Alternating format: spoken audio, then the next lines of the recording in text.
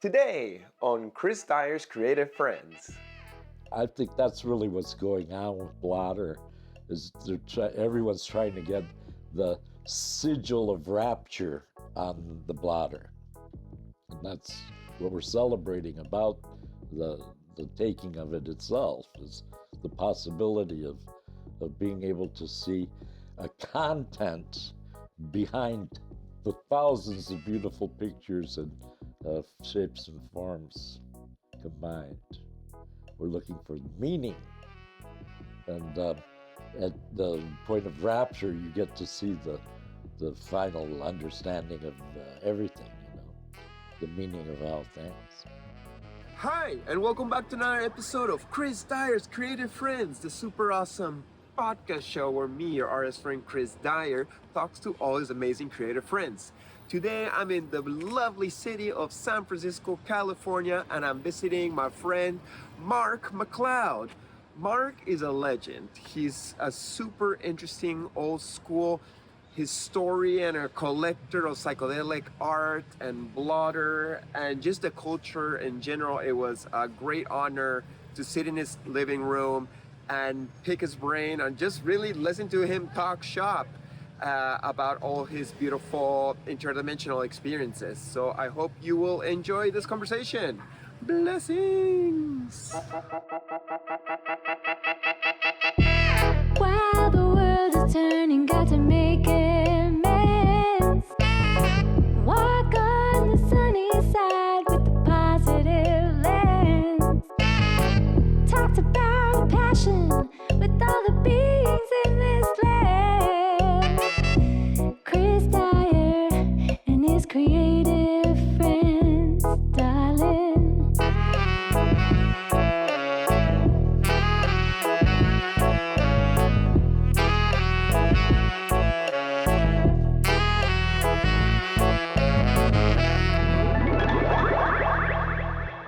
The stuff will kill you unless it's refined. But the claviceps purpurae is what would affect the whole town when the baker would use the Moldy bread? it wasn't moldy, but it had that mold on it. And he would make bread for the community, and everybody would die. First, the elephantitis, because while you're tripping, it would metamorphose you into your worst nightmare. Whoa. Where is this? All over Europe Uh-huh. and in history, even a lot of people think that Salem is an afflicted Ergot camp, and they're called fires, Fyre. And the best book on the matter is St. Anthony's Fire. St. Anthony was up there, is the patron saint of ergot poisoning. And in the Chartres Cathedral, the main picture window of the saints is one of St. Anthony, and he's attending these elephantitis-strewn corpses on the ground that are like, one looks like a big oyster, and he's attending them as they die. Wow. What years were this again? It runs the whole course of history. Oh, forever. Yeah. Okay. Because it's this thing that happened always to the bakers when this infestation was on the grain and they didn't know it. And they finally figure it out later, that, it's this stuff, and so they avoid it, But that's like the source of all the Sandoz LSD and all the lilies, and until they found the claviceps paspali, which grows out here west, and it's non-toxic. But it never killed any village of people. But that's what the other one's known for, the claviceps purpurae. And that's before Hoffman. Yeah, that's why Hoffman goes there. That's how he finds the LSD. As it turns out, this new book that was a huge hit, like these last couple of years, The Religion Without a Name, The Key to Immortality. Okay. And that book is about that, is going to the oldest temples on earth and analyzing the crucibles and finding out that, sure enough, the claviceps purpurae is the origin. And that's the soma of antiquity, you know. Okay. But he proves it finally after all these years of argument. And after John Allegro's incredible piece in the 50s that got poo-pooed, which was the sacred mushroom and the cross. Okay. And people laughed at him, but it was all true. Uh-huh. And in ancient Hebrew, Jesus Christ only has two meanings in ancient Hebrew. Lingam or mushroom. Okay. Did you know that? I didn't know that. Jesus means mushroom in ancient Hebrew? Do you think Jesus existed, or you think just Jesus was using Not mushrooms? only did it exist, but that's how he taught the slaves how to love in the caverns, you know, because there was no light where the dead were buried, where the meeting was. Just as in the Aztec temples, you know. Yeah. There's a maze under the temple that the potential priests were put in with a little bag of mushrooms, you know.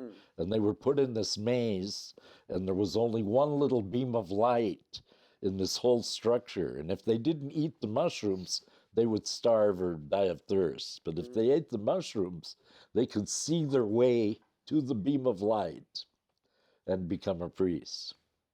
That's so cool. And the same with Jesus. It's like an initiation.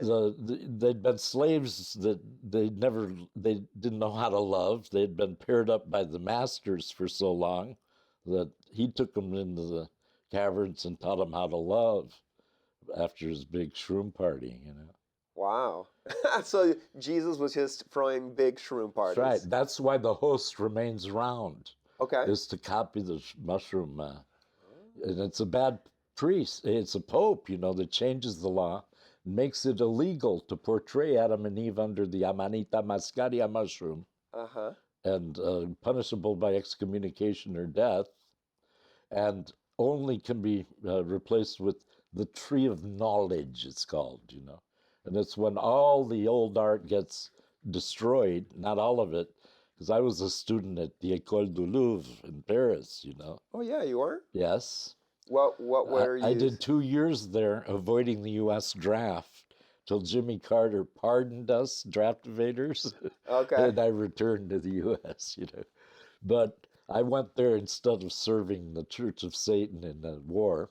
And I signed up to the École du Louvre and had this most incredible education What there. did you study? Well, it's when the Louvre finally allowed Cubism to enter the Louvre. Okay. And so my first subject there was the developments of Cubism, but I was into Italian Renaissance, you know, heavy into Italian Renaissance. But some of the collections at the Louvre were these original Adam and Eve paintings, all of them under giant mushrooms of Amanita muscaria. Wow. As the story goes, because the original story is about them under mushrooms. So you were studying art, but do you feel you've turned into like a psychedelic historian in a way? No, because it's just what happened to you in your life, you know. When I got my first communion in Santa Rita Church in Boulogne-sur-Mer, Buenos Aires, it took me 2 minutes to know I had been ripped off and that I had been given the placebo. And even the first timers that were faking Rapture, I could tell they were faking. And I had a friend with me, and we said, let's find where they've hidden it, you know? And so that was like my main reason for coming to the States. I heard, you know, I would have a better education and yada, this and that, and they could keep me out of the war on terror because the highest ransoms and the highest violence was going on all around me in Buenos Aires then. Right. You know, and so then I came to college in the U.S. for that reason, kind of pressured out of there. But I was an altar boy as a kid, and I got to see the machine that made the hostia. Yeah. And it's incredible. It's a lot like a perfing machine. Yeah. Here's a perfing machine down here. Oh, cool. You got your own perforation machine. Yeah, sure. I've always had my own perforation You machines. make your own blotters, I imagine? Sure. I studied it like Francois Truffaut and Jean-Luc Godard. I was a a blotter critic for 15 years before I realized you've got to make some before you can really know what it's about. Uh-huh. Tell me a little bit about your collection. Yeah. You're the biggest, yeah, you what got the happened- biggest collection in the world? Yeah, but that's what happened to me is in December 9th, 1971, in my investigations, I had a hit of orange sunshine done by this chemist called Nick Sand, who was my last co-conspirator. And 40 years later, I end up in trial with him, looking at 2 consecutive life sentences. Wow. And so my life had meaning even then. I thought, yeah, that's a good way to end. You know, you get awakened by this guy, and then you get to end it with him. Wow. But it worked out even better. He had never been acquitted. When I was acquitted, he gets his first acquittal because you can't be in a conspiracy of one. Uh-huh. Right. And So you didn't, obviously you didn't go to jail for the rest of your life 2 times. No, I've never been busted. Okay. Because you can't be a teacher and be busted, you know. So I was always teaching. I always fought it, you know. What were you teaching? Always art. Okay.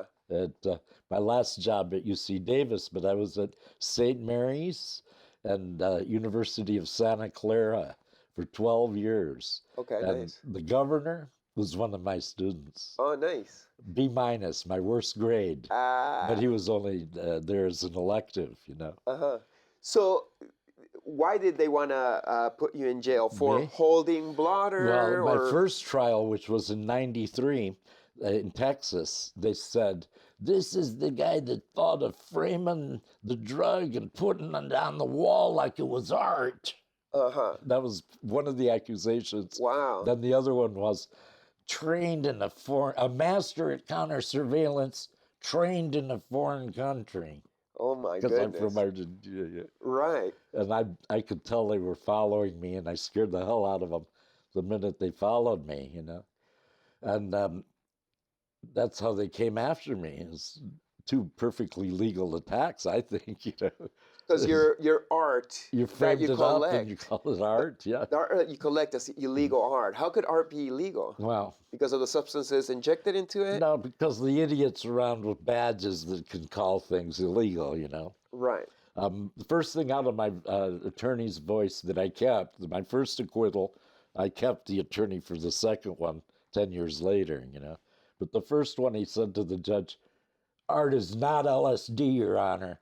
The second trial, I had the worst defense ever, and it's called the Marley defense, which is, I shot the sheriff, I didn't shoot the deputy.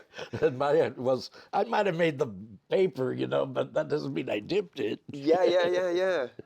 Didn't you? And that got me off, you know. Okay, but the nice. attorneys hate that defense, even though that's the truth, because they miscalculated you, you know.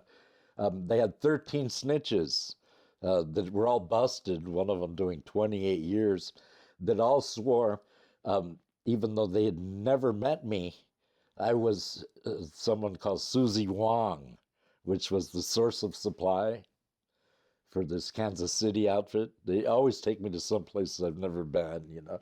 The first one was Houston, nothing to do with it. Second one was Kansas City, Missouri, you know. But this time for 2 consecutive life sentences, so I had to get it really together to get acquitted. Right. To get acquitted, you need all 12, you know. If you get 11 of the 12, they'll come back at you. Okay. Nice. Well, I'm happy you didn't go to jail for the rest of your life. Hey. Since when have you been collecting I blotter? always tell the kids that are getting involved in that is to leave it to the professionals. Yeah. Don't get caught up in that. It's a nightmare of a world, and it's the only group I've ever met of officers that has no dignity whatsoever. The uniformed police are fine. They're all gentlemen.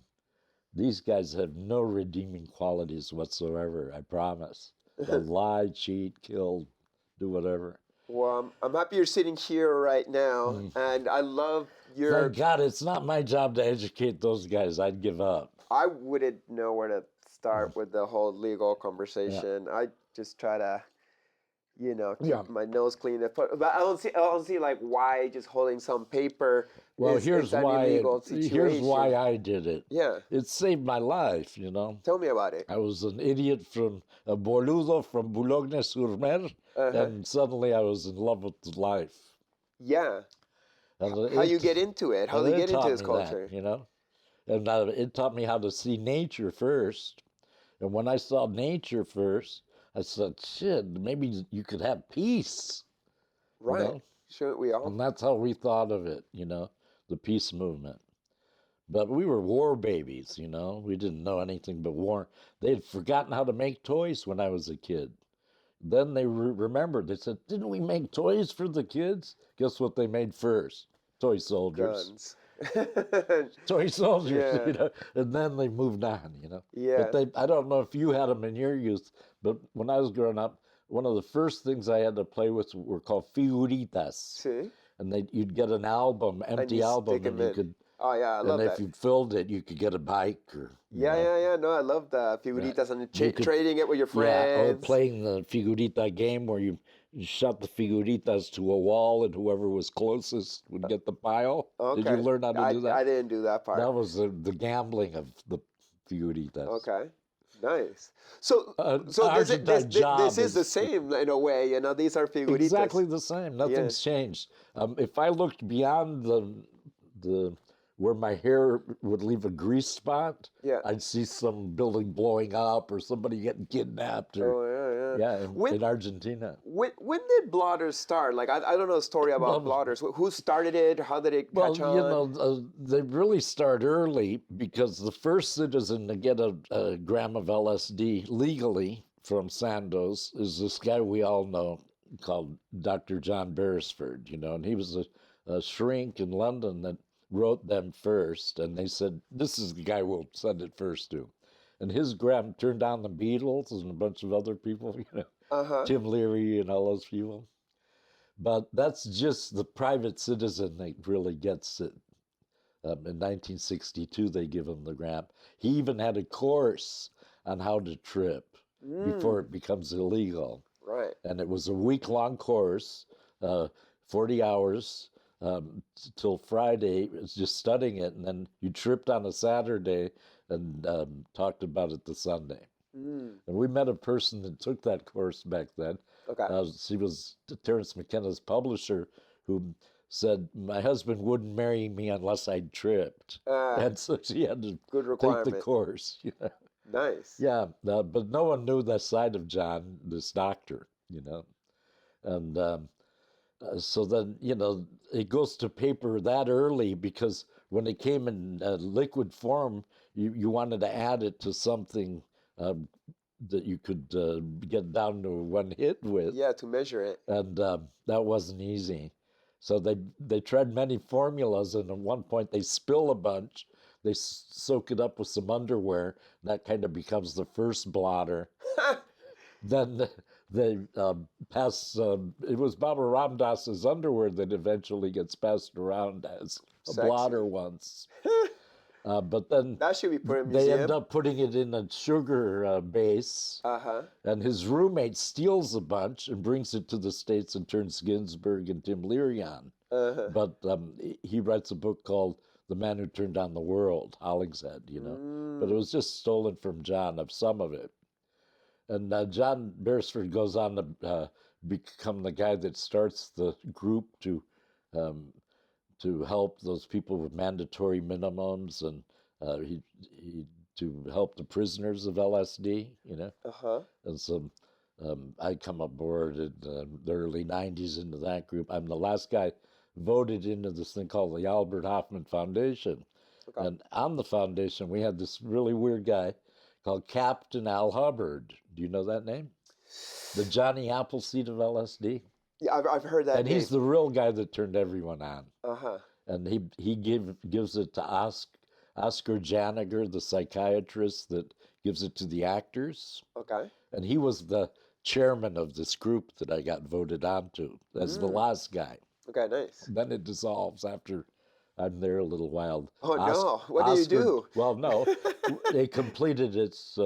Oscar died, but we found a place for the notes. We were formed to help house the Albert Hoffman Foundation notes, you know, and we find a guy to do that, and so it dissolves. But Cappy Hubbard was on that board, and he was a CIA agent that found a new way to tell radium, and he finds a radium mine, and he becomes a millionaire.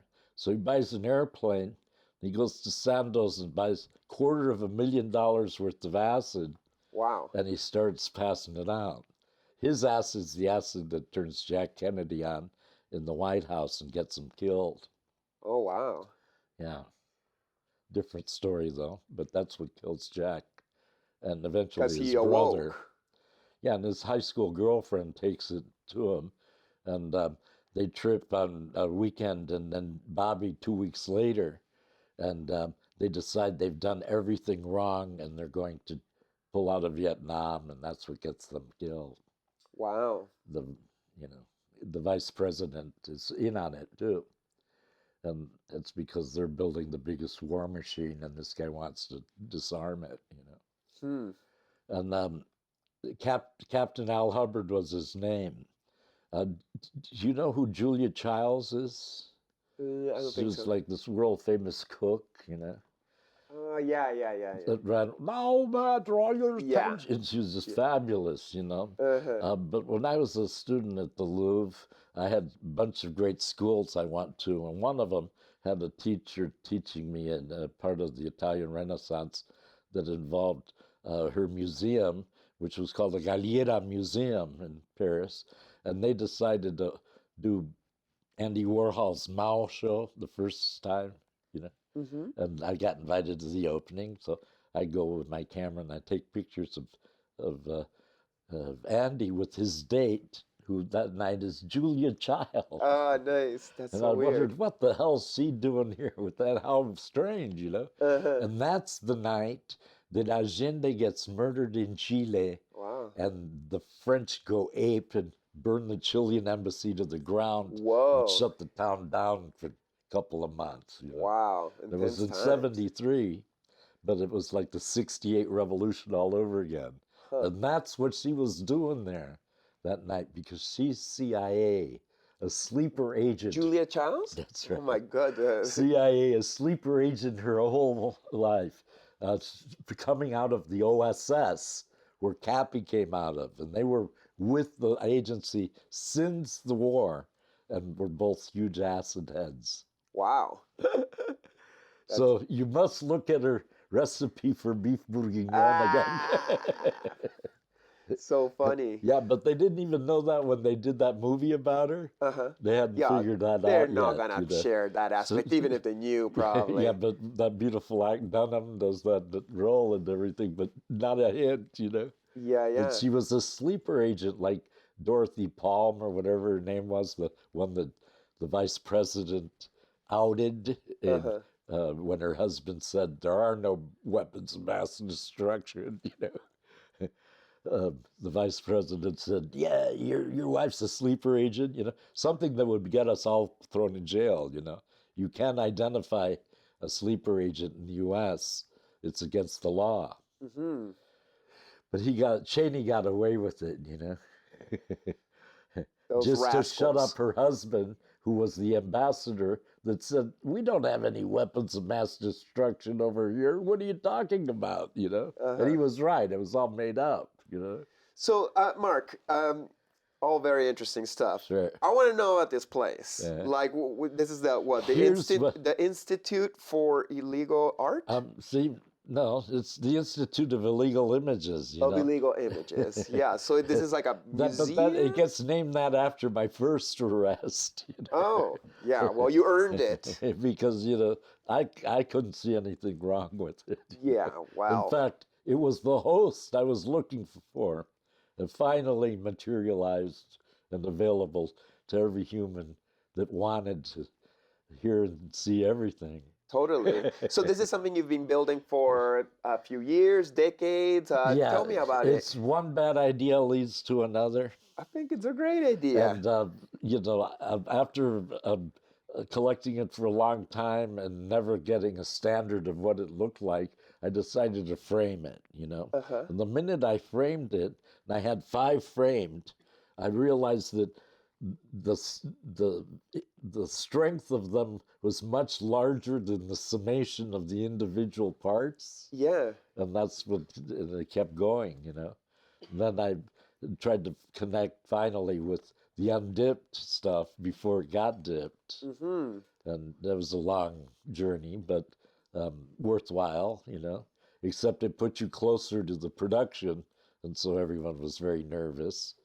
But you know, I spent so long at it that finally I heard one describe me once, one dealer. He said, "Oh no, the guy's I've known him for 20 years. He never asks about the acid. He always just wants the paper, and Yeah, yeah, yeah. don't worry about him." Do you know which one is like the Oh oldest yeah, one? sure. For what year? We have the oldest one, Okay. and it was this guy out of Manhattan who had a code name, the Ghost, but that's his real last name. Ah, And he started a little shop there called the Psychedelic Agents. nice. Have you heard of that shop? No, no. It's a famous shop because there's this guy called Michael Franti. Yeah, the musician. Yeah. Uh-huh. And you know why Michael's such a good musician?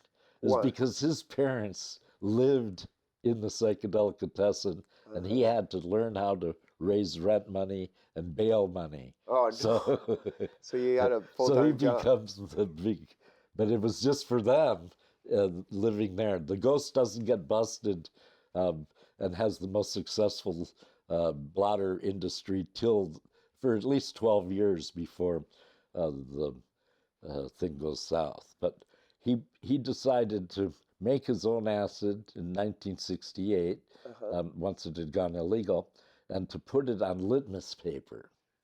And he would put 1 drop by 5 drops on the sheet, you know, and they were called 5 by 20s. He would do 20 rows of 1 by 5s, Okay. and then he'd wrap it. As the little dot went on a litmus paper, the reaction of LSD on litmus made a little blue dot, Okay. and that's why it gets called blue dot. Ah. And then after about 6 months of doing that, he thinks, oh, they're going to bust me because of my huge order of litmus paper. So he goes to a different rice paper, you know. Okay. But the first ones are on litmus, and they're just a dot. And if you look at Blotter Barn, you'll see there's this one. Or at the book, it starts with that, you know. Yeah, totally. And it's just the first commercial guy to do it on a big scale. To avoid its capture, he would grab a Kodak film Mylar and print on it Kodachrome 5 by 20s for brilliant colors. And it was totally wrapped like a Kodak film, except when you opened it up on the inside, it gave you the LSD story and what to take if you took too much, you know. That's probably why Paul Simon has that song about. Well, I know he's in on all that because, you know, even in Lenny Picard's case, you know, some of that money came from, you know, Paul Simon. That's awesome. His defense money, Lenny. So that's before there was art on Blotter. It was just dots, and then somebody put art on it? Yeah, that's how, you know, first it hits the market on paper like that. And, you know, Owsley already had his acid on the scene, but it was always in a pill form. And Nick also, you know, did a pill form. And the blotter was just like an amuleto, it reminded me of, you know, at Easter time, los amuletos que te dan en la parroquia, ¿viste? And you edible ones, though, that change your mind. Yeah, that's awesome. Yeah.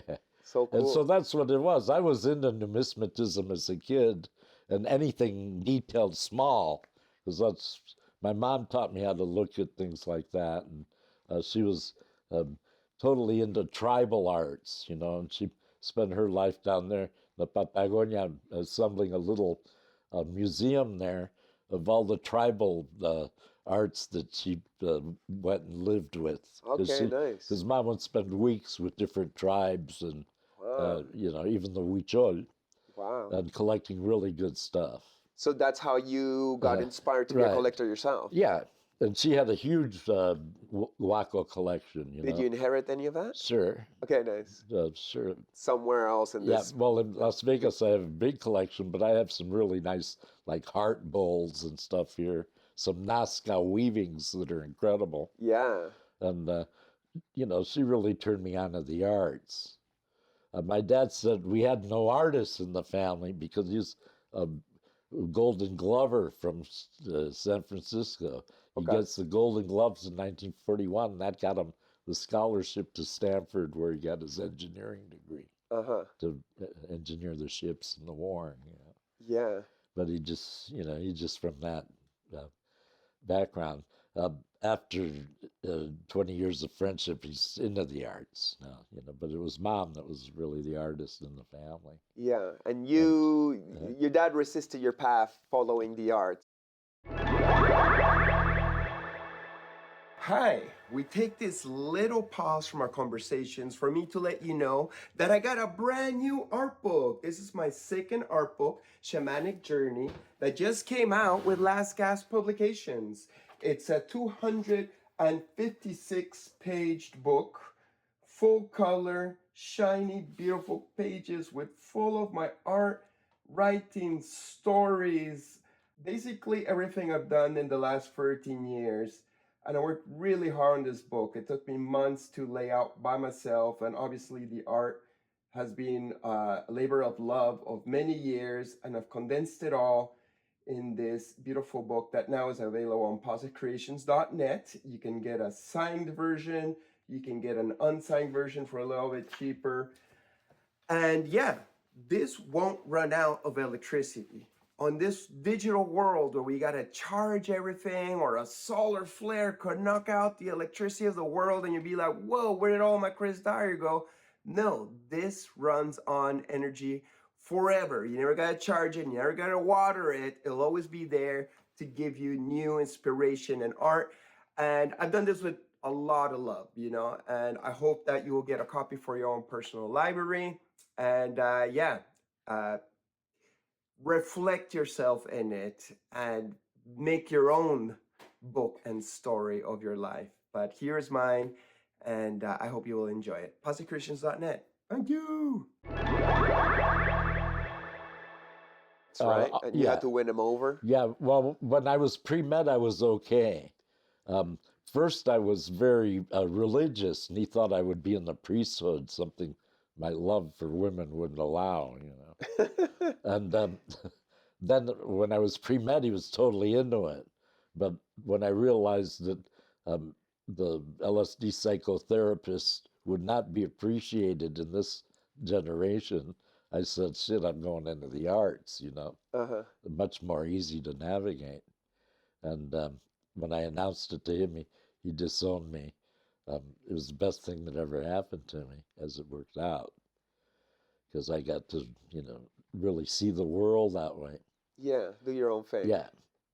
And I was just one of those lucky people. When I was in med school, Jorma Kekkonen was in my, surrounding group of friends, and he was a senior, and he graduated on time, even though he was Jefferson Airplane and that other bed, Hatuna. Okay, nice. And he still graduated on time and was the editor of the literary magazine, And so then I thought, you could be psychedelic and still be on time, no problem. I was given acid to blind since birth people, and they were seeing color for the first time. Wow. And I thought, shit, this is something, Yeah. And so I was real into peyote and Orange Sunshine on Nick Sands, because I had my death rebirth experience on that. And it saved my life. And if you have a death rebirth experience, you're always surprised by getting a mulligan, as they say, a second chance. Why did you feel it saved your life? Well, because I went out a window onto my kisser, and there's no way you could survive that kind of fall. You fell out a window? on my kisser. On your mouth. Mhm. Oh man. Well, I'm happy your You teeth know, are the still last thing you hear crack. is the bones as they reach the Ah, ear, you know, but that it's not your asshole going through the other side. It's the bones as they crunch to your ears. wow. That sounds like a And it's like, terrifying that's it. experience.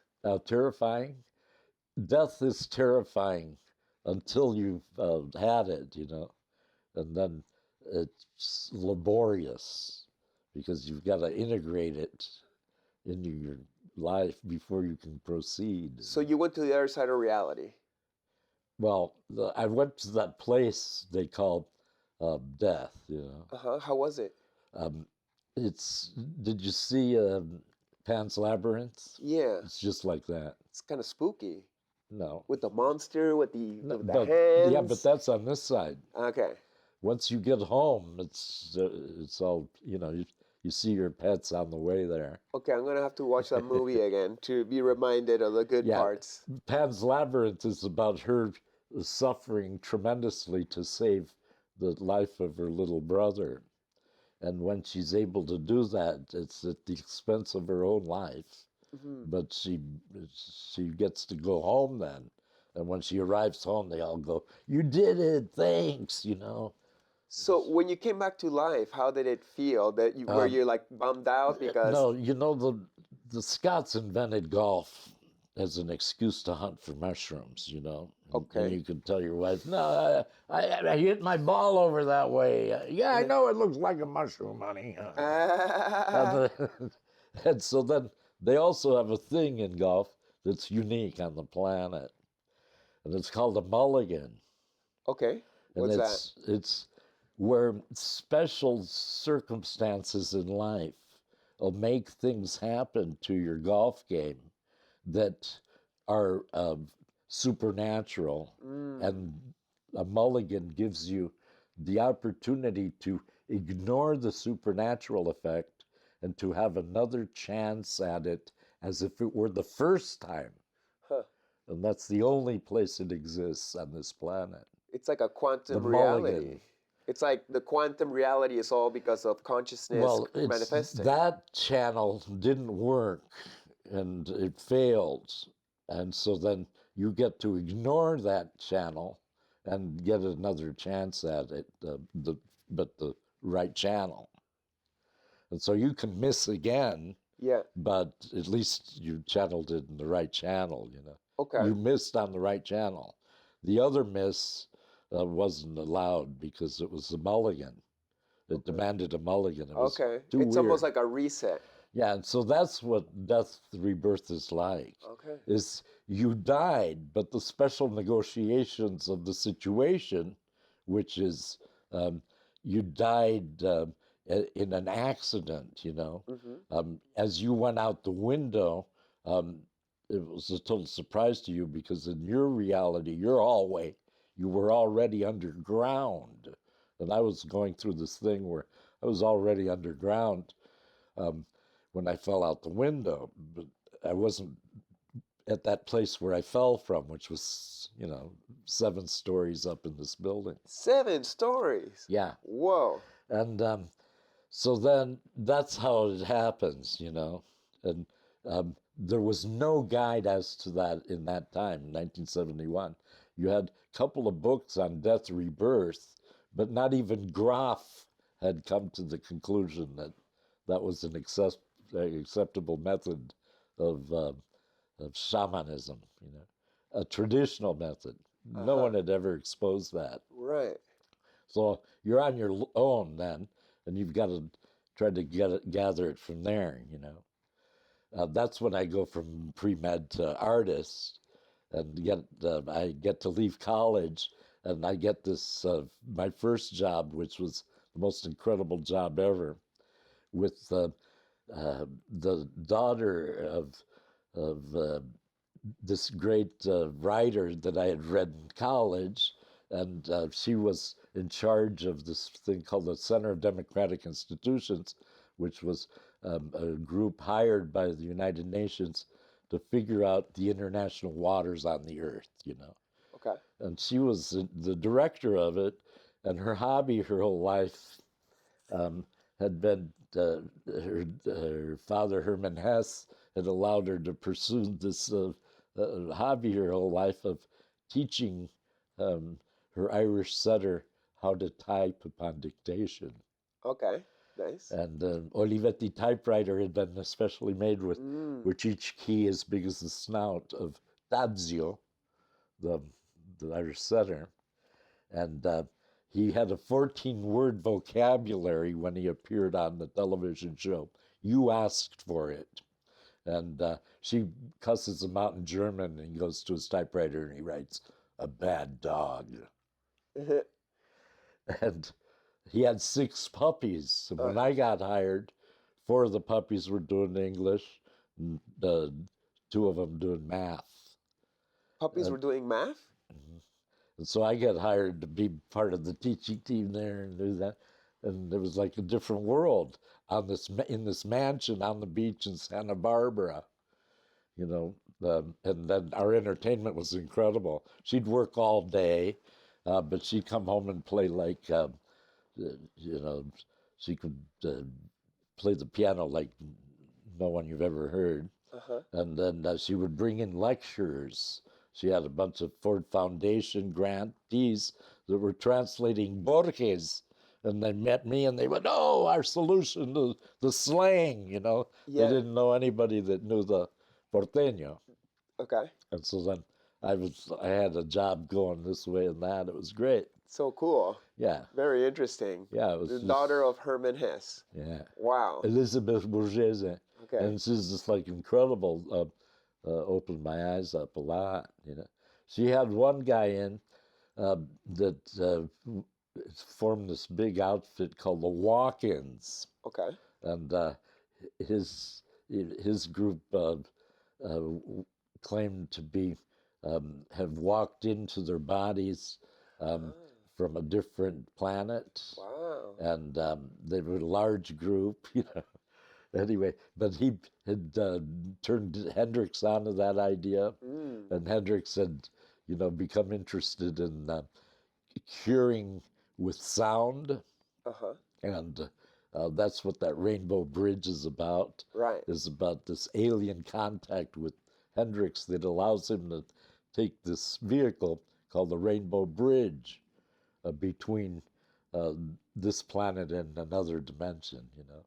Another planet. Yeah. But which it also becomes the road between life and death, the passageway between life and death, and people start jumping from the Golden Gate Bridge, you know. As a way to transverse into the spiritual the realm. Rainbow Bridge, yeah. Yeah. And a lot of people jump looking for that other life, you know. Right. It's kind of like your own rebirth by either walking out a window or jumping out a 7-story window. Sure, that's the problem with the death rebirth experience as the factor that awakens you, is how can you run around recommending suicide to all these people? It's you're better off not. It's a tricky perspective. So I never closed-minded. talked about it, you know. I kept that kind of private. Yeah, I think it's very, like, I sometimes like wonder, like, is, you know, you're choosing suicide because you want to transverse into the spiritual world. Is that necessarily a bad thing? It's observed as a bad thing from us, the living, thinking that we all have to be this way. I'm not recommending it to anybody neither, but like, I wonder if we got the right to do that, you know?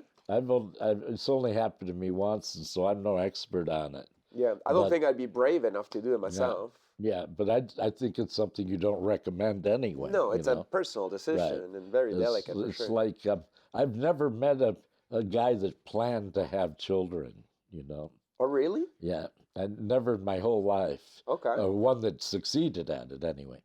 And I've decided that if you plan to have children, you don't have them. If you don't plan to have children, you have them. All right, nice. Did you had kids, right? Yeah, Did you I plan had it? one kid, and it was just dynamite, you know. But I waited till I was a grown man, Okay, and I recommend that. nice. I'm still waiting myself. You shouldn't even think about it till you're 40, and if you're 40 and fast, you know, Yeah. women mature much sooner. Yeah, But men, till they're 40, they don't even know what the thing is. we're working at it. And when you're 40 and you have a child, every time the child cries, you know you're free. Why? And because it's the sound of music, the child crying is just the most beautiful sound you've ever heard. Why? It's because it's like laughter. Really? Yeah. Hmm. And Okay. that's because you've seen it come up every which way, and you know what side you're on, and it's just it's all given to you. I guess I'll And learn whenever when I it didn't happens. know what to do, I would ask the child, and the child would tell me, and the child was always right. Nice. And I never argued with my child. I never had a problem with my child, and we're as close as we can get. And I spent a month, January, all of January back in the Patagonia where I was raised, and Okay. because my brothers and I kept the ranch, Uh-huh. and we're partners in the ranch now. And I had my daughter and her wife meet me there from New Zealand for a month. Wow. And we had the Sounds best time. beautiful. Like gorgeous mountains. It was the first time Bo had come, the wife, Mhm.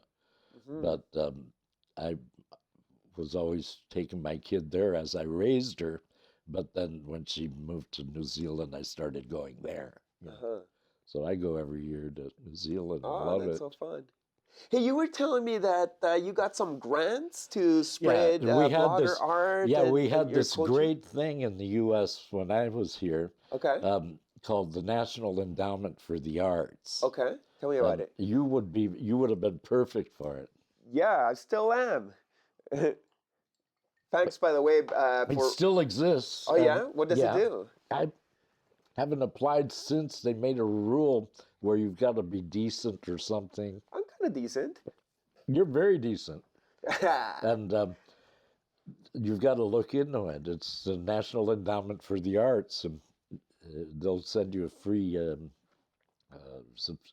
form. Okay, nice. It's all entirely on your portfolio, and you prepare a portfolio for them and submit it.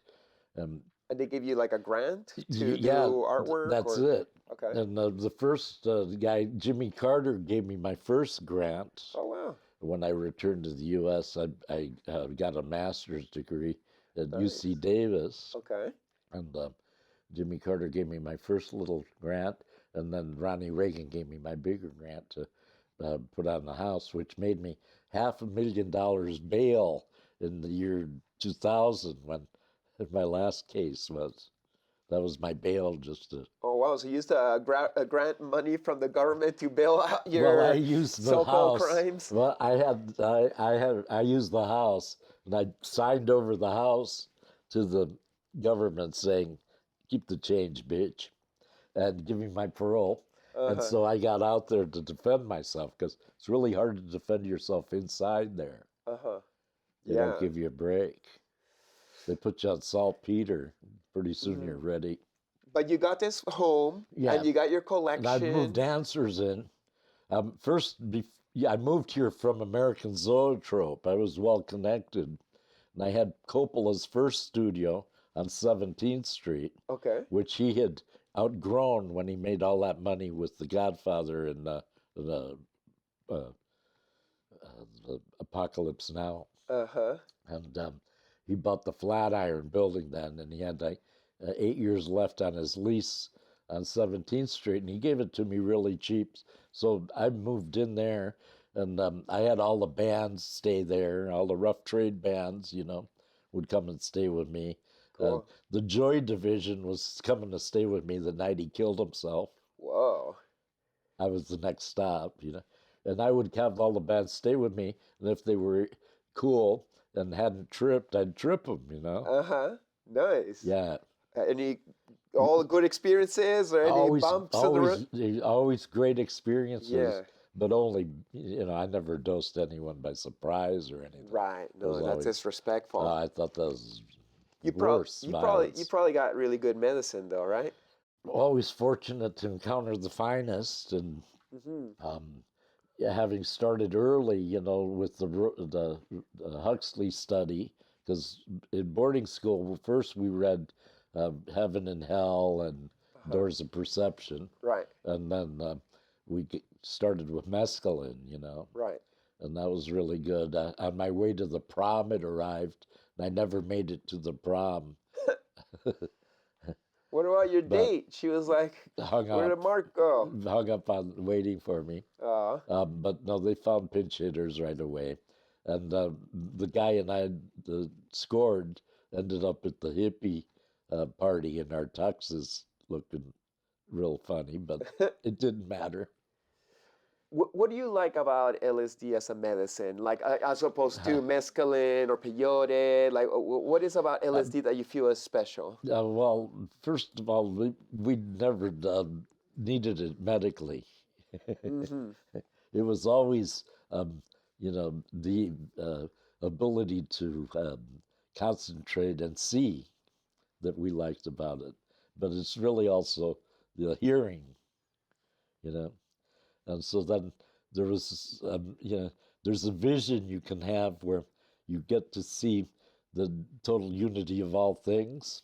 I know you know this because of the way your work's organized, and Yeah. is that there's this, symmetrical, antagonistic and paradoxical view of 3 dimensions becoming flat in 2 dimensions, and then having the pattern of the total unity of all things, the infinite life force as manifest in a design. I think that's really what's going on with Blotter, is everyone's trying to get the sigil of rapture on the Blotter. And that's what we're celebrating about the taking of it itself, is the possibility of being able to see a content behind the thousands of beautiful pictures and shapes and forms combined. We're looking for meaning. And at the point of rapture, you get to see the final understanding of everything, the meaning of all things. The oneness behind it all. That's it. And so then once you have that, then you know that the mechanism is so infallible that all the accidents and all the tragedies have been worked into the design of it. Yeah. And that the center of Dulce de Leche was secure as they come. Yeah, we're in a safe place. What is this place? What is this physical reality? It is that. It's a gentleman's agreement with the help of women, of course. But it's a gentleman's agreement of how things should be, and how to deal with ideas that we're going to share, So if we're going to share an idea, we usually have to draw a line around it and name it, and then we can, start talking about it. But on a thing like Blotter, where you're trying to show the host to a public that has forgotten what it meant or what it was, then I remember my first communion, Had that worked, I would have grabbed those hosts every once in a while and spat them out and framed them, Right, because sometimes they had imprints in them. Well, they always do. Yeah. And here's what's going on with that. On one side, it's always got the image of the Holy Spirit, which is usually a bird flying through an electromagnetic storm at you. Wow. And on the other side, it's always the parish of origin. Where did this host come from? And so mine was Santa Rita Parish in Buenos Aires, And that's what it is both sides are always illustrated. So I would have gone to each parish collecting the ones that were good. Oh, no way. Yeah. Do you got a collection of religious hosties? Well, that's what these are.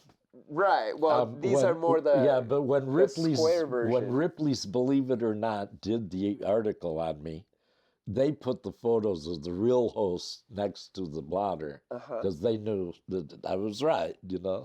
Do you feel there's a difference between a religious circle and a hippie square? Like, Yeah, because you know the the the Pope that does this replaces the magical event with the ritual, uh, entirely a different thing. uh-huh. He also translates the magical event into Latin so only the priest can understand it. And so it's the taking away of our access to the beginning, the maker. And it's cutting off our power to sit down with the maker and discuss our Right. our Place. questions. You know. Like, from my understanding, the ostia that we take in communion is Yeah. a representation of the bread of Jesus in the Last Supper. Do you yeah. feel maybe that bread had a Yeah. little bit of mold and put them in a certain state? Right, that's where it comes from. You know, the oldest um, religious institution on the planet is, you know, that chapel in Greece called Eleusis. Uh-huh. And you know, there's a saying written on the wall there. That's the saying that's exactly what we're talking about, and it says, "If you die before you die, you don't have to die when you die." And Right. that's what it says there. That's beautiful. Yeah, but Die that's while what living. we're talking about, is the inside view of life after death. Right. Is that ability to go through that doorway with Ganesh standing in front of it, telling you, "Don't do this. That's how I got my elephant head." You know, you don't want to come through here. And usually that story's enough to hold you back. But those that have to go through and go through get that reward of, you know, having died before they died, and realizing that their tragic death wasn't necessary, and that they had another chance at it. Yeah, because we're eternal beings and we don't really die. We just Well, cross into a different level of reality. You know, I'm a really skeptical guy because I'm from Buenos Aires. You know, Yeah. I've never had a government that represented me, Uh-huh. and I've always been taxed regardless. So I'm very suspicious. Yeah. Until my proof's in the pudding, Yeah. I don't buy into it. And so that's what happened to me. Is I'd fall out 7 flights out of my kisser, and the next morning is like nothing ever happened, dog. So you didn't destroy your face? Hey, beyond recognition. Because you're on that hallway. you're really handsome right now. Thank you so much. Yeah. You know, but it's just I'm leasing the puppy. I'm trying to get the. I don't mark it up on purpose. Well, you're still running and I'm going. trying to get the cleaning deposit back. Do you feel? But it's that way to me. It's happened to me, and it's very hard to integrate that. And it's very embarrassing, you know. Why? Because I wasn't even there. You know? Oh, yeah. I was in a different dimension. Right. At when I least went you out the- didn't suffer. That's right. Not that way. It's like you died It's two very times. well. You had, Hell's very suffering, you know. 'Cause you- In hell, you're negotiating. You know, you spend the first few thousand years trying to explain they got the wrong guy. You know, Well, and they then s- they you sent- try to buy your way out and everything. they you know? sent you back for a reason. Well, yeah, your best buddy, the devil, who gives you the undying attention for infinity till you get it, you know, wants to know one thing. And what is it that you won't let go of? And there is something, huh? What is it? Well, you have to find that out. Well, it's to each their own. And I that's suppose. he's there every day helping you figure it out. And the good news is that once you finally identify that thing, Yeah. in my case, I'll tell you, because it might save you some work, is it was me mum. And no matter what, I'm not giving my mum up. You're very attached to your mother. And even, you know, an infinity in hell wouldn't let me give her up. But at the end of that infinity, you learn that some things can't be given up. because you are one with And your that's mom. what it's about, you know. So you don't, that's the devil's benefit. Uh-huh. And his love teaches you that you're right, some things can't be surrendered. And don't worry about it, you know. Do The you other guy, I'm there, it's the only place you can access the body from. But it's like he won't even let the harmonica be part of the orchestra, you know. And he doesn't recognize that as harp. nice. You speak so poetically, But Mark. it's true. It's I'm there for 5 minutes and you're just out of there. You know, they all laugh at you because you're volunteering for the most noble reasons, and they're all making fun of you. You just want to feel a heart on again, or have a cheeseburger, or whatever it is. You know, the ones that don't have to come back. Yeah.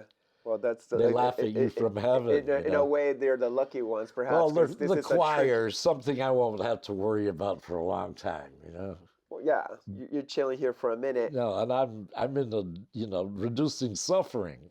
Yeah. And I always volunteer to reduce suffering. I didn't know that by volunteering to do that you'll take a lot of the suffering on yourself. You know? Well, you got to go That's through how it, you right? reduce it. Right. You take it on. Right, totally. But that's okay. Well, you seem a very joyful person today, and Hey. it seems like you're in a good place. That's it. Since you know, I've had many prisoner friends, you know, and we've all agreed on the sentences that after you're through them, it's blink of an eye. Yeah, and every day must be so joyful It's after going blink through of that. an eye. Don't let them fool you. When you're raising that kid, you think it's never gonna change. It's the blink of an eye, and then they're these grown, beautiful people. You know. Mm-hmm. But it is. It's so fast that, you know, that I recommend you slow it down with drugs. You know. Mm-hmm. And the way to slow it down with drugs is to get the drugs that make you the sharpest at discerning the subtleties in the environment. You know? And you'll be able to see what's, you know, good and what's not good. Yeah, totally. But that's it. It is that. It's if you're going to be an artist for life, Yeah. you've got to keep dipping into the river of inspiration and seeing the great art, which there's no planet in the galaxy where there's better art than here. San Francisco or planet Earth? Planet Earth. Yeah. And it's because the, you know, the concentration camps. And What do you mean by that? just that art is like invention. It's out of total necessity. To bring beauty into a world Yeah. with so much suffering. Yeah, well, it's like a and this- balancing that's it. equation. In a world this difficult, you've got to refer to like Giza as the battles of the artist in concentration camp, you know. And some of the best Palestinian art shows I've been to in the 80s were their landscape shows where all the people agreed that the format would be the rolling paper. And all the landscapes were done on rolling papers. Uh-huh. And they were just incredible. That's awesome. What's your favorite art? I see you got a lot of Alex Gray kicking around. My favorite painter is this guy called Giorgione. Okay. And he was the guy that refused to do religious topics, you know, but he's known for his paintings of like musicians partying at lunchtime on out in nature with their naked girlfriends. You know that painting of the artists and musicians out partying, having lunch? Yeah, I think I've seen it.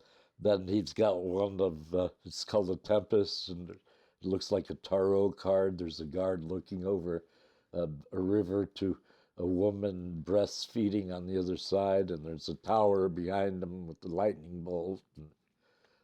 He had a famous student named Titian, Uh-huh. Titiano. Yeah, I heard And of it. Titian did the giant women in the landscapes, you know. Mhm. And I love Giorgione. I love Masaccio. Of course, the Van Eyck brothers. Right. you know. You were showing me your Manny Clark Wayne book there. Yeah, tons of contemporaries, you know. But I always sought out the artists I love, you know, and tried to meet them and make a pain in the ass out of myself. Luis Buñuel being one Okay. that I sought for years, and finally, in Paris, I got to, you know, go to the Cinémathèque as a student, and I had Jean Renoir as my teacher, you know. Wow. And I was just blessed. I was also at the André Bazin Theater, where they brought us, you know, Truffaut and Godard and Buñuel. Impossible to get those people unless you had been the Jesuit priest that funded like El Topo. And my teacher was the guy that would grab the Pope's money to help the artists and pay for the films, you know. And a lot of those great movies were paid for by the founder of the André Bazin Theater, Père Léger, the Jesuit priest that had been in an automobile accident and lost his entire memory in his 40s. Wow. And his brothers, you know, the Jesuits, to bring him back, taught him everything through film. And he learned how to speak and write and do everything by watching films. He became the world's authority on film scripts. Wow. Father Léger, yeah, he was dynamite. The dynamite. My education was always the best after the boarding school, because the boarding school taught you how to find the best You're teachers. so lucky. Yeah. And now, would you say you are a teacher? Yeah, I got into it for about a dozen years, and then I decided when I had my kid to just teach the kid. Uh-huh. And now that he's an adult, and you've created this collection and this home, is this a museum information? Is there a goal with what you're doing Yeah, here? but I don't have that kind of illusion about the time thing because, you know, I'm a collection of dirt that knows it, and so then I don't have any problem with that arrangement. But I don't understand. People say, "What are you going to do with the collection?" And I always say, you know, the Viking burial's fine with me. Well, you want to like put it in a boat? Really? No, but it's too valuable. Well, I guess that's attachment, but still, like I see this Mars molecule and it's all too valuable. And all these vinyls. It's all too valuable, but you know, the gift of the art is in its giving to you, and once you've got it, the thing's there forever, you know. Right, but it's always nice to pass it on to new generations who could really appreciate it through your eyes and your curation. It is, but sometimes that arrangements is so beyond your control that it's best not to worry about it. Yeah. When I met Henry Moore, he gave me some advice, and it was, you know, the energy that you were going to put into the talk is better going into the piece itself. Yeah. And he was the quiet type, you know. And I ended up in an MFA program like that. You didn't need to read or write as long as you could just grunt and produce.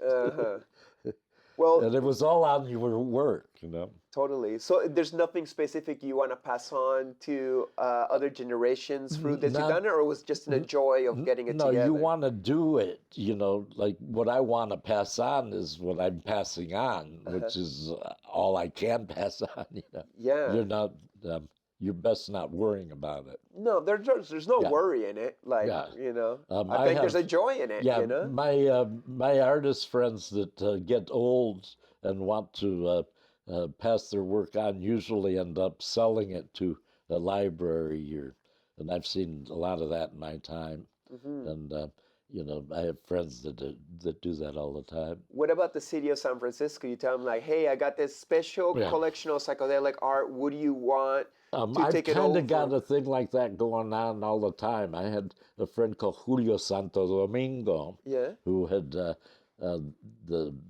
he's the closest that has come to an LSD museum, and he bought the building in Geneva and everything, and he bought the Fitzhugh Ludlow library, and he had the best collection of not only literature but psychedelic art and everything. relics. And he died in the middle of the completing of the museum. And what And happened? his family grabbed the whole collection and did a great book of it Okay. called Altered States, Uh-huh. the Julio Santos Domingo collection. Okay, It's nice. about 4 years old now. Okay, nice. Dynamite. Great. And he was an incredible guy from the Spanish royalty that started off with Rolling Stones art and then got real into it. And he collected everything and was totally adequate for it. And I told him when he finished the museum, I would donate the collection. You know. Uh-huh. Then this guy, we have a billionaire here that has the art center where that punk show was the other night. Right. And he's promised us all a psychedelic museum. Mm. And if that's true and I'm around when that's done, I'll give it to him. Yeah. I'm sure people would be honored to take on your collection and yeah, at least that part of it. yeah. And then, you know, I've talked to the kid about it, and the kid doesn't care at all, you know. Yeah, it's not his thing. It's not a problem. Yeah. She designs games Uh-huh. and teaches that and how to design great games. And, Nice. Well, thanks for sharing it with me today Sure. and sharing your home sure, and being so I open. could sit down with you and show you, like, you know, in a folio way on what's on the wall. And I do have that, you know, huge collection of your work amongst them, of Oh, nice. Thank you. folios, because I haven't framed anything since my last trial, which was 20 years ago. Okay, you got like books of Yeah, that's Blotter. it. That's And it. you just co-did that book with Eric Davis about Yeah, Blotter? it took us 4 years. Okay, tell me No, about it it. was, you know, it's something we had been working on for a long, long time. I was waiting till he got unbusy enough, Uh-huh. and then the COVID provided that, Uh-huh. and we were both working on a retrospective for Rick Griffin, Okay, nice. and the COVID slowed that whole thing up, but we kept that going, and decided that why don't I tell them the Blotter story while we're waiting for this other stuff. Mhm. And you know, that's what happened is I told him the story over the last 4 years and what we could talk about and what we couldn't talk about, and he came through with flying colors. That's awesome. Well, I love the book. Yeah. Thanks for including me in it. Oh, That's so it's- sweet. It's, you know, totally his. You know, the people picked you guys. That's awesome. Yeah, And it's great that you guys got that chance to tell more about the history of that's Blotter it. art. You know, it's great to get a skeletal formation of the history out there that we could hang the rest on as we go along. That's the only gift I had, was to show that the host is a beautiful thing and not a monster to be feared. Yeah, no, it's And beautiful. All art are expressions It's of too God. bad our religions put us in this situation where we have to, you know, go to art gatherings to score Well, we don't have to let them. instead of getting the good help of our medical and spiritual allies. But I taught with the Jesuits, with the Christian brothers for 12 years. Uh-huh. And when they'd come to my acid shows, they'd say, "What's this?" And I'd say, "Just doing your job for you, Father." That's awesome. What's the importance of psychedelic art and culture in general? Well, here's what the punchline is everyone comes here looking for the gold. And the gold is the insight gained from the psychedelic experience. That's the only thing you get to keep and take with you. Yeah. The So experience. that's what you're doing. It's the insight of the experience. The rest and is just Illusion. evidence of. Illusion, you know. Well, this whole world is poetics, illusion. you know. Yeah. Well, but we it's- are in it Yeah, deeply. but it's so. poems, you know. Right. And the beautiful poems are expressed in thousands of different ways, you know. And your poem is either got that or not, depending on how you write it, you know. Mm-hmm. But the big reward to me is always to understand what I don't. And when I get that gift, I feel rewarded, you know, Yeah. or or to see what I had not seen. Right. Growth, expansion. Sure. Do you And, feel this is your last lifetime, or you think there's more to come? There's more Um, lessons to learn, more growth to be had. um, you know, uh, terminal is something that I've always been suspicious of. Uh-huh. And when I first heard of death, which was in relationship to a dog I had, I didn't believe it, you know. Uh-huh. And I'm still kind of that way. And I don't believe any of that terminal stuff Yeah. because, you know, I've seen the total dust come back to life, you know, or never be dust, you know. Yeah. So Beautiful. yeah, so you know, um, I'm not um, convinced that we're as efficient as we say. You know, we're talking in terms of destroying the planet. You know, and I think we've always had that um, um, incorrect ability to self-aggrandize ourselves to the point of exaggerating our efficiency, you know. And so we go, oh, you destroy everything, you know. Uh-huh. It's But, all you know, we could barely kill ourselves properly, yeah. much less everything. Yeah. We give So, ourselves too much credit. yeah, there's too much of that going on where it's like, you know, um, people see themselves as the center point of the thing. You know, when us real ants know that, you know, we're just part of this collective. That if one of us gets there, the others will too. You know? Yeah.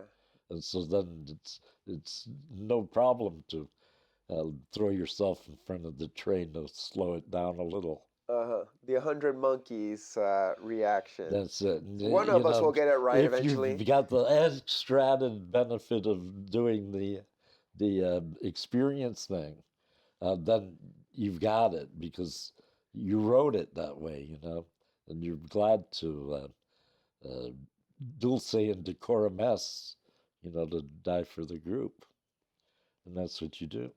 Nice. You Well, do that anyway. You yeah, know. totally. We all do our little parts. But thanks for what you do. And I'm really lucky, you know. The torture didn't make me a snitch, and the torture didn't make me go the other way. I was stubborn enough to realize that the gold my mom gave me, which is, you know, the insight into the lovely thing called life, you know, and that's all. well, you're doing a good job at it, man. Would you have Yeah. some Hey. final words of wisdoms for the viewers of this conversation? Listen to your girl. She knows what's up. She does. Well, thank you so much, Mark. Hey, I no, really no, no. appreciate it, man. Hey, next time you guys stay on the couch.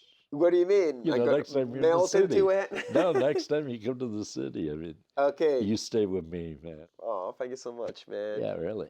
And thank you guys for watching another episode of Chris Dyer's Creative Friends. Make sure to like, subscribe, comment, share, all those beautiful things. And we'll see you next time. I'm an original guy, you know. I find the painting that you don't want to part with, and then I grab it. You know? Oh, I don't want to part with none of my paintings. I know man. that. Next episode, Miles Toland. I like to just live life and get inspired naturally. So if I have an artist block, it tends to be because there's too much output and not enough input. And so there's a part of me where it's like, yeah, just live life and like get naturally re-inspired. What I love about art is it's hard to follow a certain formula. Mm-hmm. And every artist that I'm really inspired by has kind of blazed their own trail. And so there's like this really sweet combination of things that have never been combined because it hasn't been done by you or me or any other artist. There's like a unique mashup of all of our life experiences and interests. And I would say if you're an artist, like tune into your unique combination. So please make sure to subscribe, like, comment, and share. Big thanks and see you next episode. Peace.